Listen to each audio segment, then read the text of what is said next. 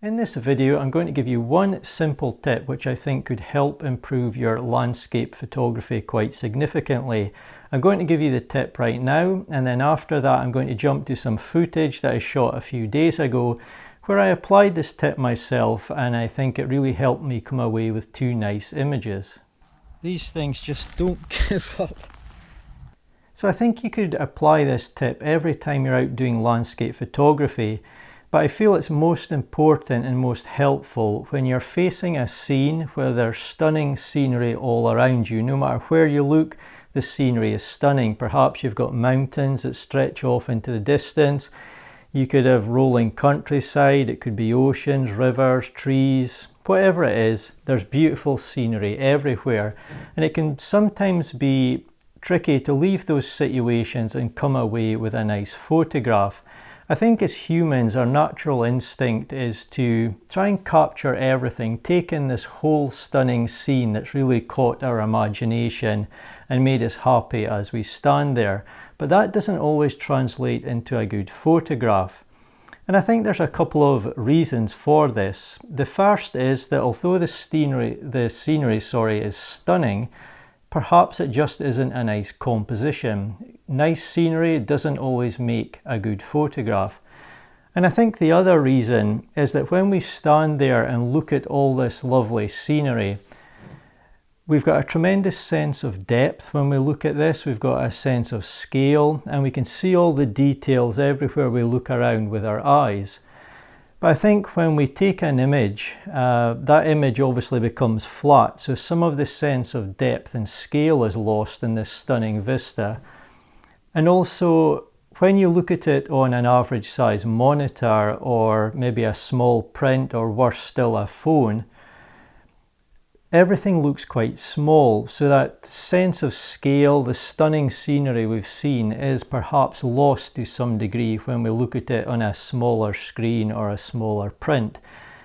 And I think these are sometimes quite difficult obstacles for people to overcome and to come away with a nice photograph. But using my tip, I think you'll be much more happy with the photographs that you come away with.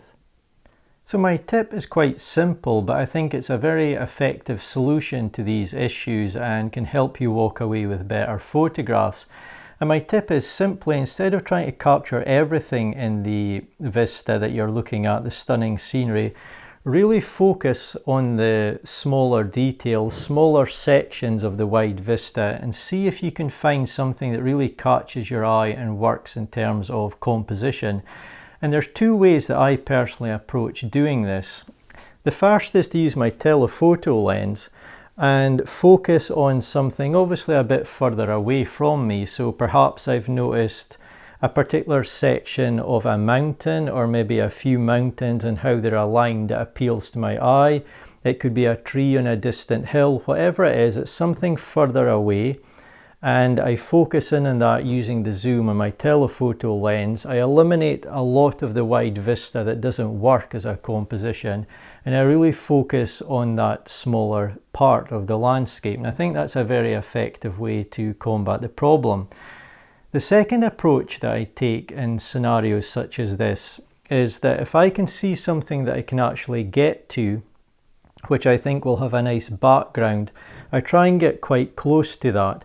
So for example, it might be something nice in my foreground with perhaps some nice rocks around it. Whatever it is, I try and get quite close to that, and I maybe go wide angle or ultra wide angle, and I try and get that nice foreground which will be quite large in the frame and prominent in the frame, but still use the stunning scenery all around me as a backdrop.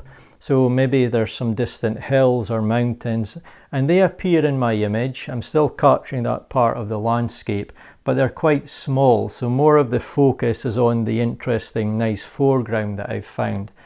And I think that works really well too. So I'm going to show you the footage of where I applied these tips on a shoot I did a few days ago. One image is captured with a telephoto lens. The second, I went ultra wide angle on my full frame camera, and I was able to find something really interesting in my foreground, but I was still able to use the stunning mountains, which were quite small in the frame, off in the background, and capture some quite dramatic sky as well. So I hope you find this tip useful and enjoy the rest of the video.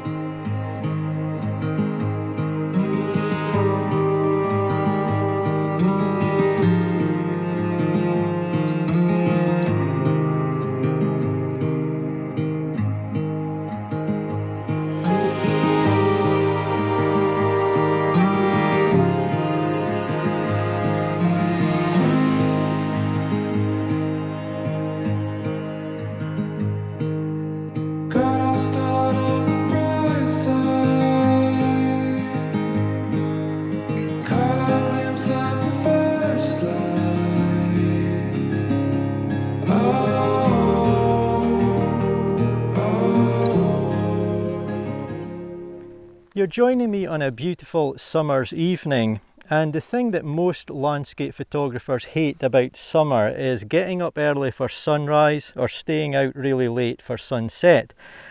That's not the worst thing I hate about summer. The worst thing I hate are these little flies known as the midges. They are absolutely horrible and they're having a fantastic time on me tonight. So it's so nice to be out, but they're making it not quite as nice as it could be. But anyway, I'm photographing this beautiful scene behind me here, and it's very much a case of less is more tonight for me. I've got this wonderful surroundings behind me here. We've got all this really nice water and so on, and there's the options of taking in a really wide vista shot. You could take a panoramic image, stitch them together. You could go ultra wide angle. There's so many options.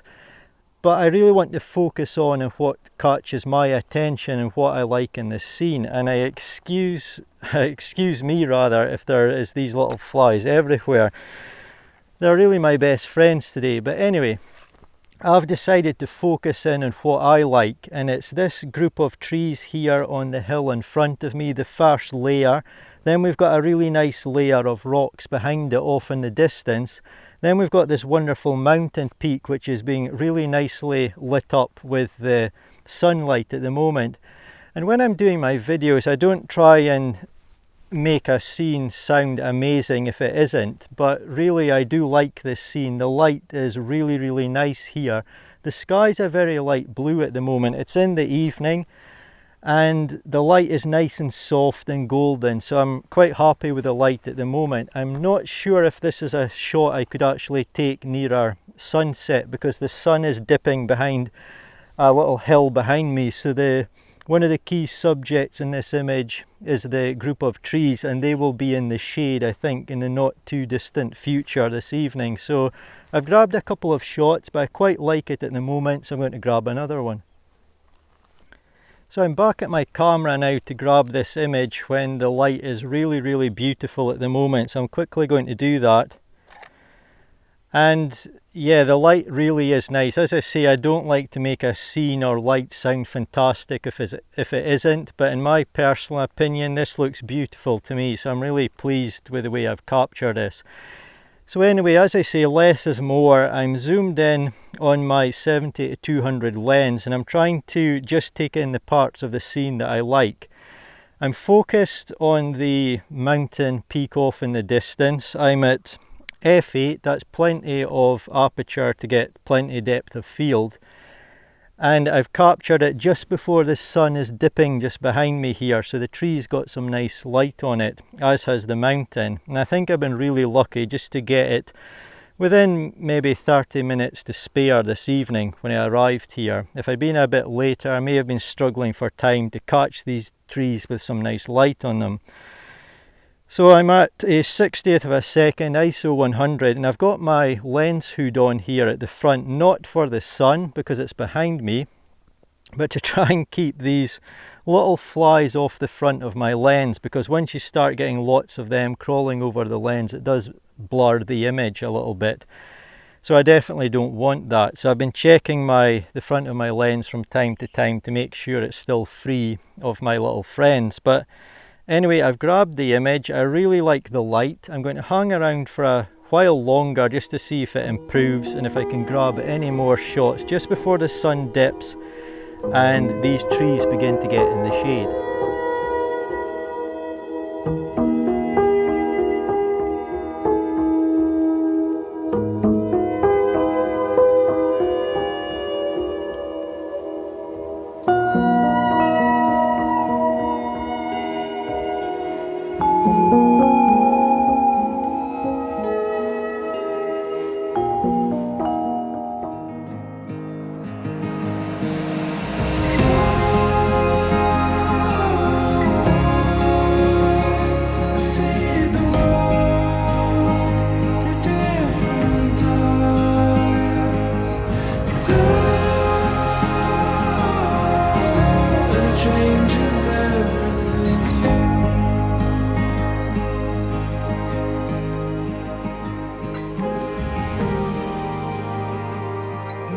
So it's now quite a bit later in the evening, but unfortunately my friends are still with me. I can't get rid of them.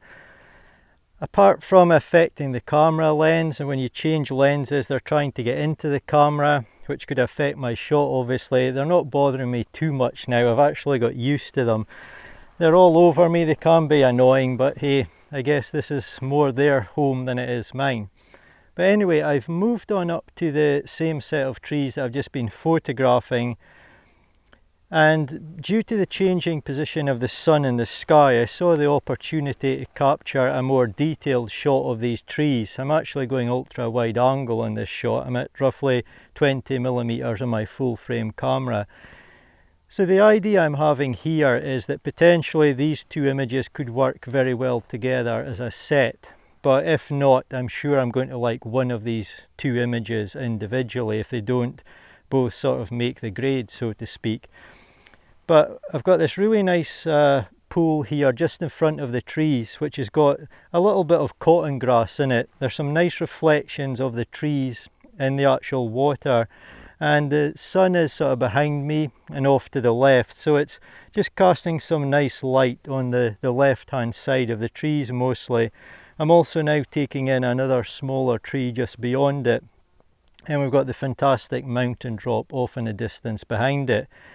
So I've captured the shot. The light has now, or the sun rather, has dipped ever so slightly in the sky, so it's not getting quite as nice light on my foreground as it was, but when I captured it the light was pretty nice, so I'm really pleased with this image as well. We've also got some cloud cover in the sky. The sky has been practically bare of cloud all day. It's been a very plain blue sky, but it's been a beautiful day. So I'm quite glad now that I've got a little bit of clouds in the sky in both of my images. But I'm really pleased with this. I've spent the whole day out again exploring, captured these two images. They may work together nicely as a set, I believe, but if not, I'm sure I'll really be fond of at least one of them. But as always, thank you so much for watching. I hope you've enjoyed joining me tonight on this really nice summer's evening, along with my guests, the midges, which have been keeping me company throughout the entire evening, so I'm really pleased about that. But anyway, for now, goodbye, and I'll hopefully see you in my next video.